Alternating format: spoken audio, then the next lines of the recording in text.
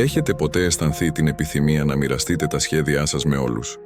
Δεν είστε μόνοι. Αλλά σήμερα ανακαλύπτουμε γιατί η σιωπή μπορεί να είναι ο μεγαλύτερος σας σύμμαχος στην πορεία προς την επιτυχία. Φανταστείτε ότι έχετε μια λαμπρή ιδέα ή ένα έργο για το οποίο είστε παθιασμένοι. Ποιο είναι το πρώτο πράγμα που θέλετε να κάνετε? Να το φωνάξετε από τις στέγες, σωστά. Αλλά τι θα γινόταν αν το να μοιραστείτε τους στόχους σας πολύ νωρίς θα μπορούσε να σαμποτάρει τις προσπάθειές σας? Μία συναρπαστική μελέτη από το Πανεπιστήμιο της Νέας Υόρκης αποκάλυψε κάτι εκπληκτικό. Οι άνθρωποι που κρατούν τους στόχους τους για τον εαυτό τους είναι πιο πιθανό να τους επιτύχουν. Γιατί? Επειδή όταν μοιράζεστε τα σχέδιά σας, ο εγκέφαλός σας βιώνει ένα ψευδές αίσθημα επίτευξης, σαν να έχετε ήδη ολοκληρώσει το έργο μόνο και μόνο επειδή μιλήσατε γι' αυτό. Σκεφτείτε το έτσι. Αν σηκώσετε το καπάκι πολύ νωρίς, όλος ο ατμός διαφεύγει και το φαγητό καταλήγει άγευστο. Το ίδιο ισχύει και για τους στόχους σας. Χρειάζονται χρόνο για να μαγειρευτούν χωρίς διακοπές. Ας σας μοιραστώ ένα μικρό μυστικό.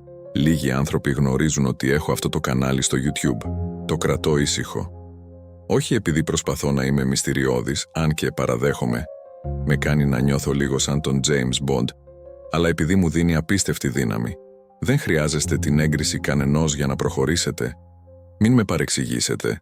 Δεν σας λέω να γίνετε ερημίτης.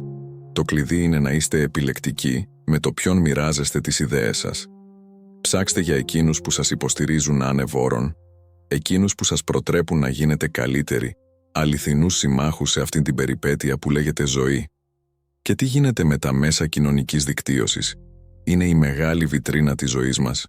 Σήμερα φαίνεται ότι αν δεν το μοιραστείτε, δεν συνέβη. Αλλά ας σας ρωτήσω, έχετε ποτέ νιώσει πιο ευτυχισμένοι αφού αναρτήσατε τα επιτεύγματά σας στο Instagram? Η αληθινή ευτυχία, φίλε μου, δεν χρειάζεται likes. Όπως είπε ο διάσημος συγγραφέας Ryan Holiday, η σιωπή είναι η απάντηση σε κάθε ερώτηση που μπορείτε να απαντήσετε μόνος σας. Σκεφτείτε το αυτό. Όταν κρατάτε τα σχέδιά σας μυστικά, δίνετε στον εαυτό σας τον χώρο να αναπτυχθεί, να κάνει λάθη και να μάθει χωρίς την πίεση των προσδοκιών των άλλων. Οπότε, εδώ είναι η πρόκληση. Την επόμενη φορά που θα έχετε ένα μεγάλο έργο, αναπτύξτε το στη σιωπή. Θυμηθείτε, η σιωπή δεν είναι η απουσία κάποιου πράγματος, αλλά η παρουσία των πάντων. Είναι σε αυτόν τον ήσυχο χώρο που γεννιούνται μεγάλες ιδέες και σφυριλατούνται ισχυροί χαρακτήρες. Μάθημα 2. Ευγνωμοσύνη ως μηχανή ευτυχίας. Φανταστείτε για μια στιγμή ότι έχετε μαγικά γυαλιά. Κάθε φορά που τα φοράτε, ο κόσμος μεταμορφώνεται, τα προβλήματα γίνονται ευκαιρίες, τα παράπονα γίνονται λόγοι ευγνωμοσύνης και ξαφνικά συνειδητοποιείτε ότι είστε περικυκλωμένοι από μικρά θαύματα. Αυτό ακριβώς κάνει η ευγνωμοσύνη. Αλλάζει την οπτική μας για τη ζωή. Και μην το πιστεύετε μόνο στα λόγια μου, η επιστήμη είναι με το μέρος μας. Μια μελέτη από το Πανεπιστήμιο της Καλιφόρνια έδειξε ότι οι άνθρωποι που ασκούν τακτικά την ευγνωμοσύνη βιώνουν 25% περισσότερη ευτυχία, κοιμούνται καλύτερα και έχουν ακόμη και ισχυρότερο ανοσοποιητικό σύστημα. Ποιος είπε ότι το να είσαι ευγνώμων δεν μπορεί να είναι καλύτερο από το να παίρνεις βιταμίνες? Ξέρω τι σκέφτεστε, ακούγεται υπέροχο, αλλά από πού να αρχίσω? Λοιπόν, έχω μια διασκεδαστική αποστολή για εσάς. Την ονομάζω «Κυνήγι ευγνωμοσύνης». Λειτουργεί έτσι: κάθε μέρα για μια εβδομάδα βρείτε κάτι για το οποίο να είστε ευγνώμονες. Η παγίδα. Δεν μπορεί να είναι το ίδιο πράγμα δύο φορές. Μπορεί να φαίνεται εύκολο, αλλά περιμένετε μέχρι να φτάσετε στην 5η μέρα και θα βρείτε τον εαυτό σας να ευχαριστεί ακόμα και τον γείτονα που έπαιζε drums στις 3 το πρωί. Για τους σκεπτικιστές ανάμεσά μας, ας μοιραστώ μια ιστορία που μπορεί να αλλάξει την οπτική σας. Γνώρισα τη Μαρία, μια γυναίκα που έχασε τα πάντα σε μια φωτιά, το σπίτι της, τις αναμνήσεις της. Όταν τη γνώρισα, περίμενα να βρω κάποιον καταρακωμένο, αλλά αντίθετα, με υποδέχτηκε με το πιο ειλικρινές χαμόγελο που έχω δει ποτέ. Ξέρετε τι μου είπε? Ήταν ευγνώμων που ήταν ζωντανή για την οικογένειά της και για την καλοσύνη των ξένων που τη βοήθησαν. Εκείνη η φωτιά της δίδαξε να είναι βαθιά ευγνώμων, ακόμα και στις πιο σκοτεινές στιγμές. Η ευγνωμοσύνη δεν είναι μόνο για ακραίες στιγμές. Ο διάσημος επιχειρηματίας Τόνι Ρόμπινς ασκεί αυτό που ονομάζει 90 δευτερόλεπτη άσκηση ευγνωμοσύνης κάθε πρωί. Λέει ότι έπαιξε καθοριστικό ρόλο στην επιτυχία του. Και αν δουλεύει για κάποιον που μπορεί να αγοράσει ένα νησί, στοιχηματίζω ότι μπορεί να δουλέψει και για εσάς. Η τακτική καταγραφή των σκέψεων και των συναισθημάτων σας μπορεί να σας βοηθήσει να εντοπίσετε μοτίβα και να αποκτήσετε πολύτιμες γνώσεις για τον εαυτό σας, για τις οποίες ίσως δεν είστε ενήμεροι. Σύμφωνα με μία μελέτη από το Πανεπιστήμιο του Τέξας, όσοι ασκούν τακτικά την εκφραστική γραφή παρουσιάζουν σημαντικές βελτιώσεις στην ψυχολογική και σωματική τους υγεία. Έτσι, όχι μόνο θα γνωρίσετε καλύτερα τον εαυτό σας, αλλά θα φροντίζετε και την υγεία σας, 2 επιτυχίες με μία κίνηση. Ας μιλήσουμε για μερικά παραδείγματα από την πραγματική ζωή. Σκεφτείτε τον Steve Jobs. Πριν ιδρύσει την Apple, ταξίδεψε στην Ινδία αναζητώντας πνευματική φώτιση. Αυτή η περίοδος αυτογνωσίας ήταν καθοριστική για την ανάπτυξη του μοναδικού οράματος του, που τελικά επαναστατικοποίησε την τεχνολογία. Ή σκεφτείτε την J.K. Rowling, πριν δημιουργήσει τον μαγικό κόσμο του Harry Potter, πέρασε από μια περίοδο βαθιάς αυτοανάλυσης μετά την κατάρρευση του γάμου της και την απώλεια της δουλειάς της. Ήταν κατά τη διάρκεια αυτής της περίοδου που ανακάλυψε την πραγματική της πάθος για τη συγγραφή. Αυτά τα παραδείγματα μας δείχνουν ότι η αυτογνωσία δεν είναι πολυτέλεια. Είναι αναγκαιότητα για να ζήσουμε μια πλήρη και ουσιαστική ζωή. Σας προτείνω λοιπόν μια μικρή άσκηση αυτοανάλυσης. Αφιερώστε λίγο χρόνο και αναρωτηθείτε τι πραγματικά με ενθουσιάζει στη ζωή. Μην ικανοποιηθείτε με την πρώτη απάντηση που θα σας έρθει στο μυαλό, συνεχίστε να ρωτάτε γιατί για κάθε απάντηση μέχρι να φτάσετε στην ουσία της κινητήριας δύναμής σας. Αυτή η απλή άσκηση μπορεί να είναι το πρώτο βήμα σε ένα συναρπαστικό ταξίδι αυτογνωσίας. Και ποιος ξέρει, μπορεί να ανακαλύψετε ότι το πραγματικό σας πάθος είναι κάτι εντελώς απροσδόκητο, όπως η εκτροφή αλπακάδων στις Άνδεις. Κανείς δεν κρίνει. Θυμηθείτε, η αυτογνωσία είναι μια συνεχής διαδικασία, δεν είναι κάτι που συμβαίνει από τη μια μέρα στην άλλη, αλλά ένα ταξίδι που διαρκεί μια ζωή.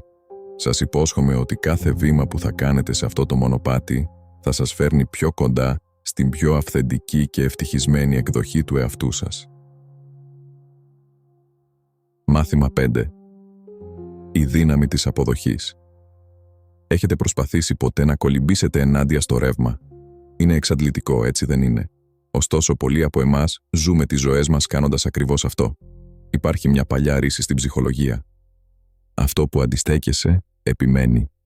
Και είναι αλήθεια, όσο περισσότερο αντιστεκόμαστε, τόσο περισσότερο υποφέρουμε. Τώρα, δεν σας προτείνω να γίνετε εύκολη λία. Η αποδοχή είναι περισσότερο σαν μια κρυφή υπερδύναμη που σας επιτρέπει να βλέπετε τα πράγματα όπως πραγματικά είναι, χωρίς το φίλτρο των επιθυμιών ή των φόβων σας. Και όταν βλέπετε την αλήθεια καθαρά, έχετε περισσότερη δύναμη να την αλλάξετε ή να προσαρμόσετε την αντίδρασή σας σε αυτήν. Ξέρω τι σκέφτεστε. Αυτό ακούγεται υπέροχο, αλλά πώς μπορώ να εξασκήσω την αποδοχή? Λοιπόν, έχω μια πρακτική άσκηση για εσάς που ονομάζεται ημερολόγιο αποδοχής. Κάθε βράδυ πριν τον ύπνο, γράψτε τα πράγματα που σας ενοχλήσαν κατά τη διάρκεια της ημέρας. Δίπλα σε καθένα γράψτε «Δέχομαι ότι αυτό συνέβη, δεν μπορώ να το αλλάξω, αλλά μπορώ να επιλέξω πώς θα αντιδράσω». Κάντε αυτό για μια εβδομάδα και παρατηρήστε πώς αλλάζει η προοπτική σας. Και δεν το επινοώ. Μια μελέτη που δημοσιεύθηκε στο περιοδικό Journal of Personality and Social Psychology διαπίστωσε ότι οι άνθρωποι που εξασκούν την αποδοχή βιώνουν λιγότερο άγχος, λιγότερη ανησυχία και μεγαλύτερη ικανοποίηση από τη ζωή. Ποιος θα φανταζόταν ότι λίγη αποδοχή θα μπορούσε να σας κάνει πιο ευτυχισμένους? Αλλά να είστε προσεκτικοί, η αποδοχή δεν σημαίνει παραίτηση. Δεν πρόκειται να πετάξετε την πετσέτα και να πείτε «έτσι είναι η ζωή». Είναι περισσότερο σαν μια κίνηση τζούντο, χρησιμοποιώντας τη δύναμη του αντιπάλου προς όφελός σας. Αποδεχτείτε την πραγματικότητα όπως είναι και στη συνέχεια χρησιμοποιήστε αυτή την αποδοχή ως αφετηρία για αλλαγή. Ο στοικός φιλόσοφος Επίκτητος το συνοψίζει τέλεια. Δεν μας ενοχλούν τα πράγματα, αλλά οι απόψεις μας για αυτά. Με άλλα λόγια, η ευτυχία σας δεν καθορίζεται από αυτό που σας συμβαίνει, αλλά από το πώς επιλέγετε να το ερμηνεύσετε και να αντιδράσετε σε αυτό. Έτσι, την επόμενη φορά που θα βρεθείτε να αγωνίζεστε ενάντια στο ρεύμα της ζωής, θυμηθείτε ότι η αποδοχή μπορεί να είναι το πρώτο βήμα προς την πραγματική, μακροπρόθεσμη αλλαγή. Μάθημα 6. Η ανθεκτικότητα ως υπερδύναμη. Έχετε ποτέ νιώσει ότι η ζωή σας χτυπάει τόσο δυνατά όσο ένας επαγγελματίας μποξέρ? Ετοιμαστείτε, γιατί σήμερα θα μάθουμε πώς να μεταμορφωθούμε σε Ρόκι στην ταινία της δικής μας ζωής. Φανταστείτε για μια στιγμή ότι είστε δέντρο, περίεργη αναλογία το ξέρω, αλλά μείνετε μαζί μου. Όταν χτυπά μια καταιγίδα, ποιο νομίζετε ότι είναι πιο δυνατό, η ισχυρή βελανιδιά ή το ευέλικτο μπαμπού?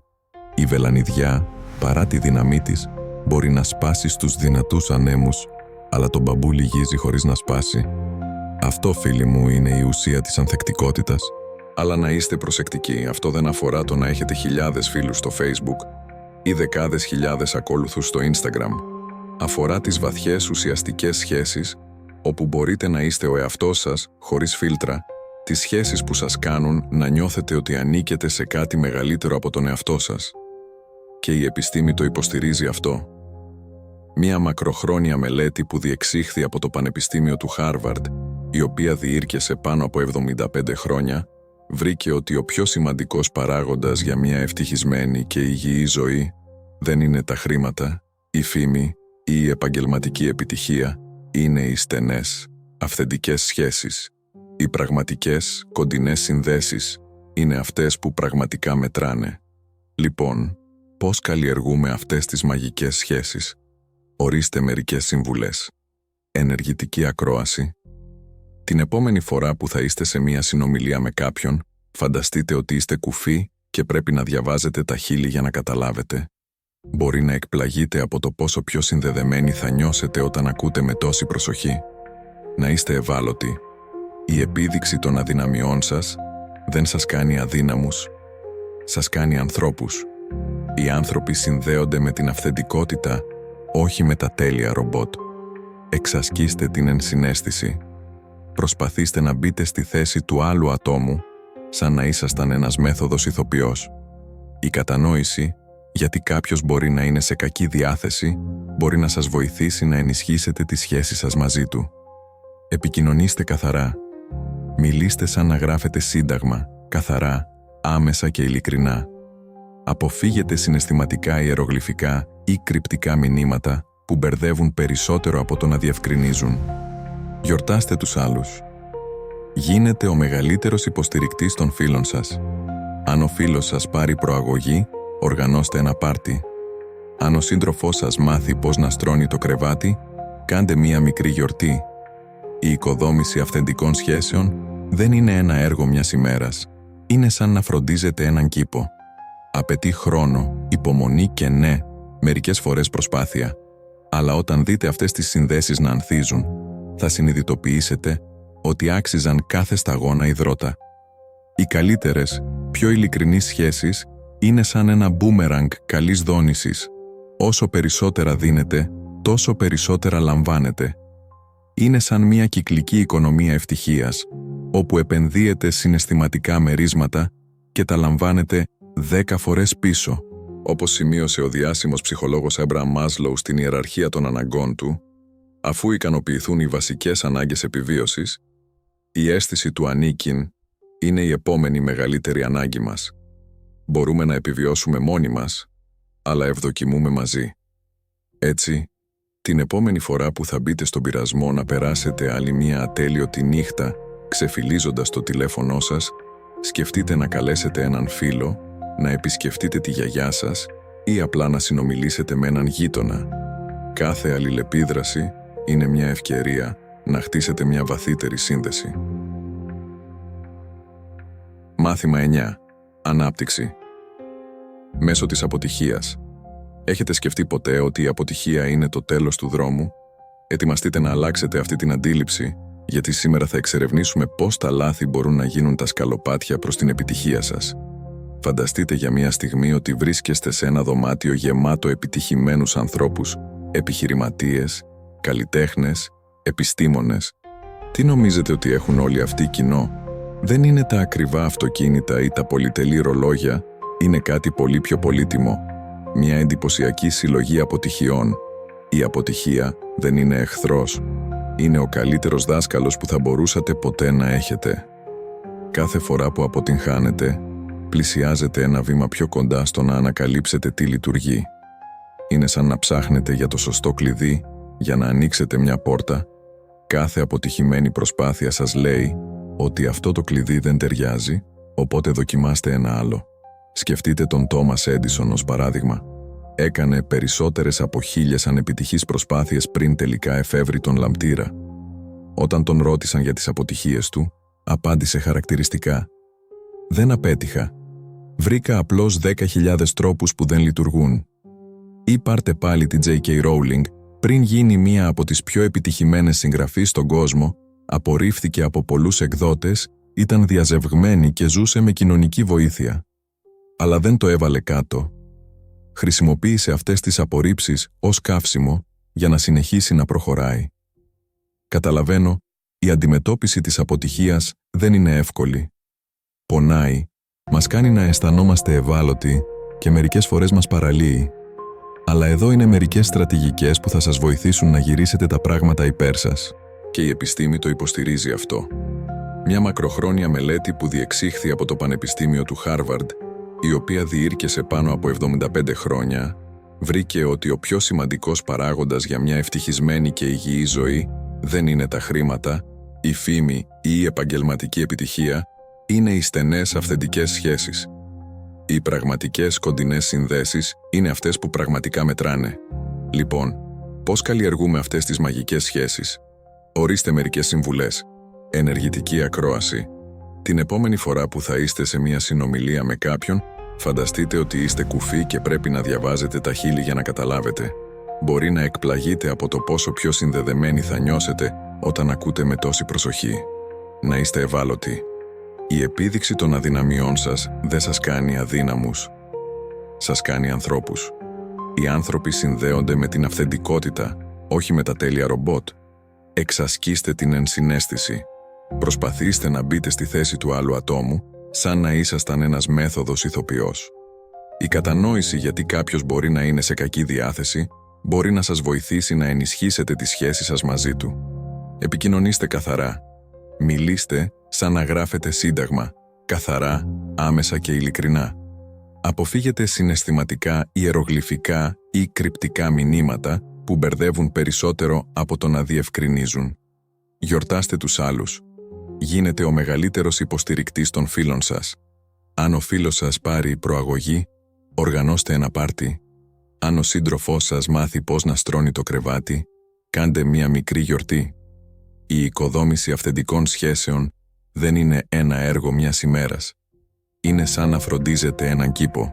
Απαιτεί χρόνο, υπομονή και ναι, μερικές φορές προσπάθεια. Αλλά όταν δείτε αυτές τις συνδέσεις να ανθίζουν, θα συνειδητοποιήσετε ότι άξιζαν κάθε σταγόνα υδρότα. Οι καλύτερες, πιο ειλικρινείς σχέσεις είναι σαν ένα μπούμεραγκ καλής δόνησης. Όσο περισσότερα δίνετε, τόσο περισσότερα λαμβάνετε. Είναι σαν μια κυκλική οικονομία ευτυχίας, όπου επενδύετε συναισθηματικά μερίσματα και τα λαμβάνετε 10 φορές πίσω. Όπως σημείωσε ο διάσημος ψυχολόγος Άμπραχαμ Μάσλοου, στην ιεραρχία των αναγκών του, αφού ικανοποιηθούν οι βασικές ανάγκες επιβίωσης, η αίσθηση του ανήκειν είναι η επόμενη μεγαλύτερη ανάγκη μας. Μπορούμε να επιβιώσουμε μόνοι μας, αλλά ευδοκιμούμε μαζί.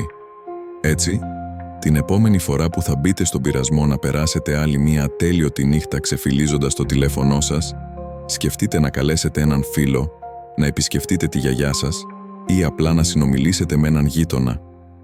Κάθε αλληλεπίδραση είναι μία ευκαιρία να χτίσετε μία βαθύτερη σύνδεση. Μάθημα 9. Ανάπτυξη. Μέσω της αποτυχίας. Έχετε σκεφτεί ποτέ ότι η αποτυχία είναι το τέλος του δρόμου? Ετοιμαστείτε να αλλάξετε αυτή την αντίληψη γιατί σήμερα θα εξερευνήσουμε πώς τα λάθη μπορούν να γίνουν τα σκαλοπάτια προς την επιτυχία σας. Φανταστείτε για μια στιγμή ότι βρίσκεστε σε ένα δωμάτιο γεμάτο επιτυχημένους ανθρώπους, επιχειρηματίες, καλλιτέχνες, επιστήμονες. Τι νομίζετε ότι έχουν όλοι αυτοί κοινό? Δεν είναι τα ακριβά αυτοκίνητα ή τα πολυτελή ρολόγια. Είναι κάτι πολύ πιο πολύτιμο, μια εντυπωσιακή συλλογή αποτυχιών. Η αποτυχία δεν είναι εχθρός. Είναι ο καλύτερος δάσκαλος που θα μπορούσατε ποτέ να έχετε. Κάθε φορά που αποτυγχάνετε, πλησιάζετε ένα βήμα πιο κοντά στο να ανακαλύψετε τι λειτουργεί. Είναι σαν να ψάχνετε για το σωστό κλειδί για να ανοίξετε μια πόρτα. Κάθε αποτυχημένη προσπάθεια σας λέει ότι αυτό το κλειδί δεν ταιριάζει, οπότε δοκιμάστε ένα άλλο. Σκεφτείτε τον Τόμας Έντισον ως παράδειγμα. Έκανε περισσότερες από 1000 ανεπιτυχείς προσπάθειες πριν τελικά εφεύρει τον λαμπτήρα. Όταν τον ρώτησαν για τις αποτυχίες του, απάντησε χαρακτηριστικά: «Δεν απέτυχα. Βρήκα απλώς 10.000 τρόπους που δεν λειτουργούν». Ή πάρτε πάλι την J.K. Rowling. Πριν γίνει μία από τις πιο επιτυχημένες συγγραφείς στον κόσμο, απορρίφθηκε από πολλούς εκδότες, ήταν διαζευγμένη και ζούσε με κοινωνική βοήθεια. Αλλά δεν το έβαλε κάτω. Χρησιμοποίησε αυτές τις απορρίψεις ως καύσιμο για να συνεχίσει να προχωράει. Καταλαβαίνω. Η αντιμετώπιση της αποτυχίας δεν είναι εύκολη. Πονάει, μας κάνει να αισθανόμαστε ευάλωτοι και μερικές φορές μας παραλύει. Αλλά εδώ είναι μερικές στρατηγικές που θα σας βοηθήσουν να γυρίσετε τα πράγματα υπέρ σας. Έχετε ποτέ αισθανθεί την επιθυμία να μοιραστείτε τα σχέδιά σας με όλους? Δεν είστε μόνοι. Αλλά σήμερα ανακαλύπτουμε γιατί η σιωπή μπορεί να είναι ο μεγαλύτερος σας σύμμαχος στην πορεία προς την επιτυχία. Φανταστείτε ότι έχετε μια λαμπρή ιδέα ή ένα έργο για το οποίο είστε παθιασμένοι. Ποιο είναι το πρώτο πράγμα που θέλετε να κάνετε? Να το φωνάξετε από τις στέγες, σωστά? Αλλά τι θα γινόταν αν το να μοιραστείτε τους στόχους σας πολύ νωρίς θα μπορούσε να σαμποτάρει τις προσπάθειές σας? Μία συναρπαστική μελέτη από το Πανεπιστήμιο της Νέας Υόρκης αποκάλυψε κάτι εκπληκτικό. Οι άνθρωποι που κρατούν τους στόχους τους για τον εαυτό τους είναι πιο πιθανό να τους επιτύχουν. Γιατί?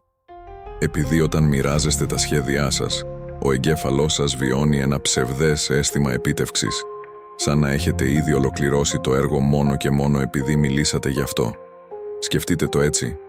Αν σηκώσετε το καπάκι πολύ νωρίς, όλος ο ατμός διαφεύγει και το φαγητό καταλήγει άγευστο. Το ίδιο ισχύει και για τους στόχους σας. Χρειάζονται χρόνο για να μαγειρευτούν, χωρίς διακοπές. Ας σας μοιραστώ ένα μικρό μυστικό. Λίγοι άνθρωποι γνωρίζουν ότι έχω αυτό το κανάλι στο YouTube. Το κρατώ ήσυχο. Όχι επειδή προσπαθώ να είμαι μυστηριώδης, αν και παραδέχομαι, με κάνει να νιώθω λίγο σαν τον James Bond, αλλά επειδή μου δίνει απίστευτη δύναμη. Δεν χρειάζεστε την έγκριση κανενός για να προχωρήσετε. Μην με παρεξηγήσετε. Δεν σας λέω να γίνετε ερημίτης. Το κλειδί είναι να είστε επιλεκτικοί με το ποιον μοιράζεστε τις ιδέες σας. Ψάξτε για εκείνους που σας υποστηρίζουν άνευ όρων, εκείνους που σας προτρέπουν να γίνετε καλύτεροι, αληθινούς συμμάχους σε αυτήν την περιπέτεια που λέγεται ζωή. Και τι γίνεται με τα μέσα κοινωνικής δικτύωσης? Είναι η μεγάλη βιτρίνα της ζωής μας. Σήμερα φαίνεται ότι αν δεν το μοιραστείτε, δεν συνέβη. Αλλά ας σας ρωτήσω, έχετε ποτέ νιώσει πιο ευτυχισμένοι αφού αναρτήσατε τα επιτεύγματά σας στο Instagram? Η αληθινή ευτυχία, φίλε μου, δεν χρειάζεται likes. Όπως είπε ο διάσημος συγγραφέας Ryan Holiday, η σιωπή είναι η απάντηση σε κάθε ερώτηση που μπορείτε να απαντήσετε μόνος σας. Σκεφτείτε το αυτό.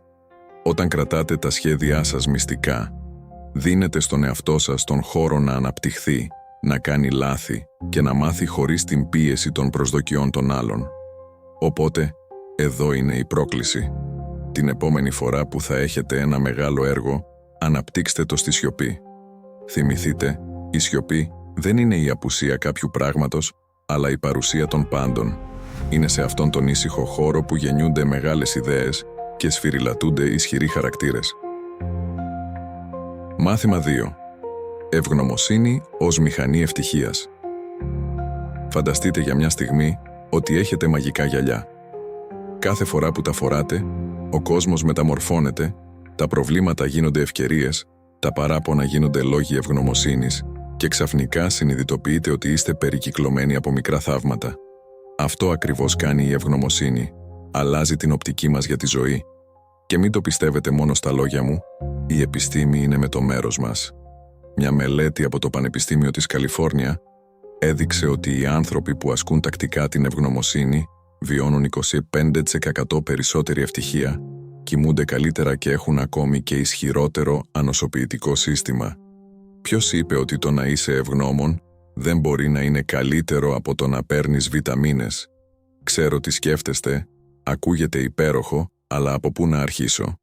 Λοιπόν, έχω μια διασκεδαστική αποστολή για εσάς. Την ονομάζω «Κυνήγι Ευγνωμοσύνης». Λειτουργεί έτσι: κάθε μέρα για μια εβδομάδα βρείτε κάτι για το οποίο να είστε ευγνώμονες. Η παγίδα δεν μπορεί να είναι το ίδιο πράγμα δύο φορές.